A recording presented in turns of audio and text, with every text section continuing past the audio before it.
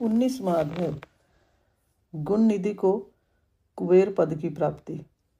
नारद जी ने प्रश्न किया, हे ब्रह्मा जी, अब आप मुझे यह बताइए कि गुण निधि जैसे महापापी मनुष्य को भगवान शिव द्वारा कुबेर पद क्यों और कैसे प्रदान किया गया।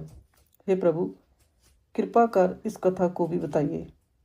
ब्रह्मा जी बोले, नारद, शिवलोक में सारे दिव्य भोगों का उपभोग तथा उमा महेश्वर का सेवन कर वह अगले जन्म में कलिंग के राजा अरिंदम का पुत्र हुआ। उसका नाम दम था।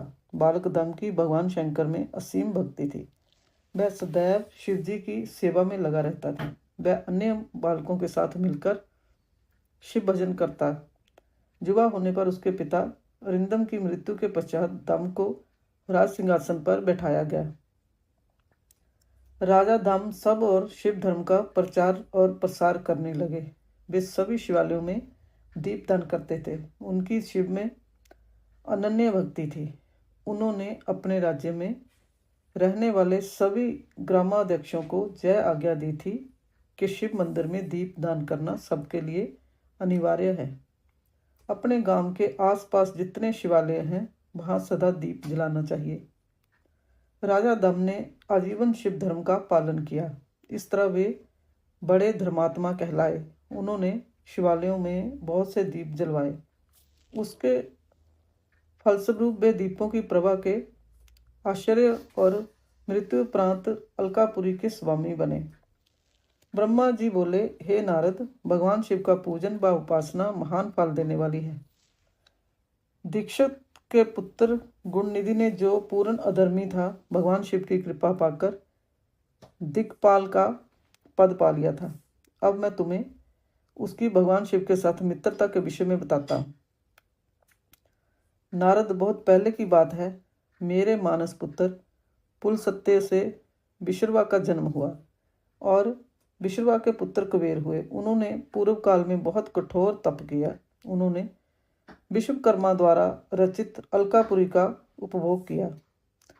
मेघवाहन कल्य के आरंभ होने पर वे कुबेर के रूप में घोर तप करने लगे। वे भगवान शिव द्वारा प्रकाशित काशीपुरी में गए और अपने मन के रतन में दीपों से 11 रुद्रों को उद्बोधित कर वे तन्मयता से शिवजी के ध्यान में मगन होकर निश्चल भाव से उनकी उपासना करने लगे।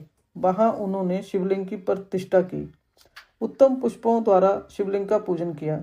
कुबेर पूरे मन से तप में लगे थे। उनके पूरे शरीर में केवल हड्डियों का ढांचा और चमड़ी ही बची थी। इस प्रकार उन्होंने 10,000 वर्षों तक तपस्या की। तत्पश्चात भगवान शिव अपनी दिव्य शक्ति उमा के भव्य रूप के साथ कुबेर के पास आए। अलकापति कुबेर मन को एकाग्र कर शिवलिंग के सामने तपस्या में लीन थे। भगवान शिव ने कहा, अलकापते, मैं तुम्हारी भक्ति और तपस्या से प्रसन्न हूँ। तुम मुझसे अपनी इच्छा अनुसार वर मांग सकते हो। यह सुनकर जैसे ही कुबेर ने आंखें खोली तो उन्हें अपने सामने भगवान नीलकंठ खड़े दिखाई दिए। उनका तेज सूर्य के समान था। उनके मस्तक पर चंद्रमा अपनी चांदनी बिखेर रहा था। उनके तेज से कुबेर की आंखें चुंधिया गईं। तत्काल उन्होंने अपनी आंखें बंद कर ली। वे भगवान शिव से बोले, भगवान, मेरे नेत्रों को वह शक्ति दीजिए जिससे मैं आपके चरण बिंदों का दर्शन कर सकूं। कुबेर की बात सुनकर भगवान शिव ने अपनी हथेली से कुबेर को स्पर्श कर देखने की शक्ति प्रदान की।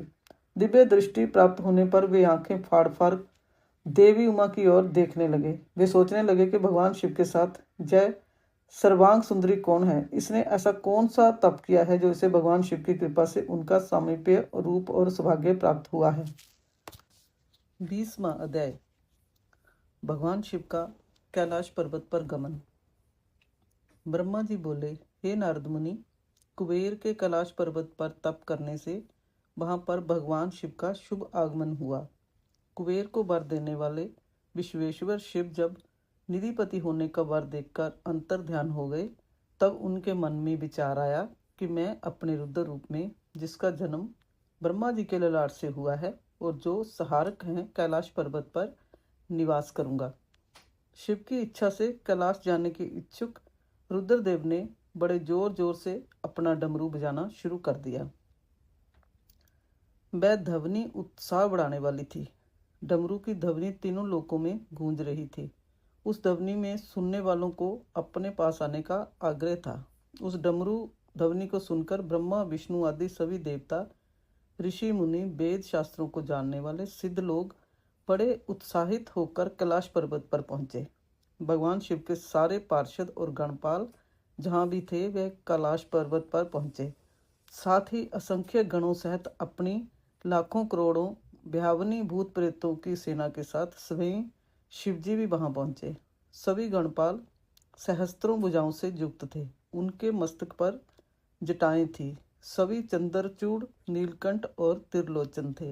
हार, कुंडल, क्यूर तथा मुकुट से वे अलंकृत थे। भगवान शिव ने विश्वकर्मा को कैलाश पर्वत पर निवास बनाने की आज्ञा दी। अपने व अपने भक्तों के रहने के लिए योग्य आवास तैयार करने का आदेश दिया। विश्वकर्मा ने आज्ञा पाते ही अनेकों प्रकार के सुंदर निवास स्थान बना दिए। उत्तम मुहूर्त में उन्होंने वहां प्रवेश किया। इस मधुर वेला पर सभी देवताओं, ऋषि मुनियों और सिद्धों सहित ब्रह्मा और विष्णु जी ने शिवजी व उमा का अभिषेक किया। विभिन्न प्रकार से उनकी पूजा अर्चना और स्तुति की। प्रभु की आरती उतारी। उस समय आकाश में फूलों की वर्षा हुई। इस समय चारों ओर भगवान शिव तथा देवी उमा की जय जयकार हो रही थी। सभी की स्तुति से प्रसन्न होकर भगवान शिव ने उन्हें उनकी इच्छा के अनुसार वरदान दिया तथा उन्हें अभीष्ट और मनोवांछित वस्तुएं भेंट की। तत्पश्चात भगवान शंकर की आज्ञा लेकर सभी देवता अपने अपने निवास को चले गए। कुबेर भी भगवान शिव की आज्ञा पाकर अपने स्थान अलकापुरी को चले गए। तत्पश्चात भगवान शंभु वहां निवास करने लगे। वे योग साधना में लीन होकर ध्यान में मगन रहते। कुछ समय तक वहां अकेले निवास करने के बाद उन्होंने दक्ष कन्या देवी सती को पत्नी रूप में प्राप्त कर लिया। देव ऋषि अब रुद्र भगवान देव सती के साथ वहां सुखपूर्वक विहार करने लगे। हे नारद, इस प्रकार मैंने तुम्हें भगवान शिव के रुद्र अवतार का वर्णन और उनके कैलाश पर आगमन की उत्तम कथा सुनाई है। तुम्हें शिवजी व कुबेर की मित्रता और भगवान शिव की विभिन्न लीलाओं के विषय में बताया है। उनकी भक्ति तीनों लोकों का सुख प्रदान करने वाली तथा मनोवांछित फलों को देने वाली है। इस लोक में ही नहीं परलोक में भी सद्गति प्राप्त होती है। इस कथा को जो भी मनुष्य एकाग्र होकर सुनता या पढ़ता है वह इस लोक में सुख और भोगों को पाकर मोक्ष को प्राप्त होता है। नारद जी ने ब्रह्मा जी का धन्यवाद किया और उनकी स्तुति की। वे बोले कि प्रभु, आपने मुझे इस अमृत कथा को सुनाया है। आप महाज्ञानी हैं। आप सभी की इच्छाओं को पूर्ण करते हैं। मैं आपका आभारी हूँ। शिव चरित्र जैसा श्रेष्ठ ज्ञान आपने मुझे दिया है। हे प्रभु, मैं आपको बारंबार नमन करता हूँ। श्री रुद्र संहिता संपूर्ण।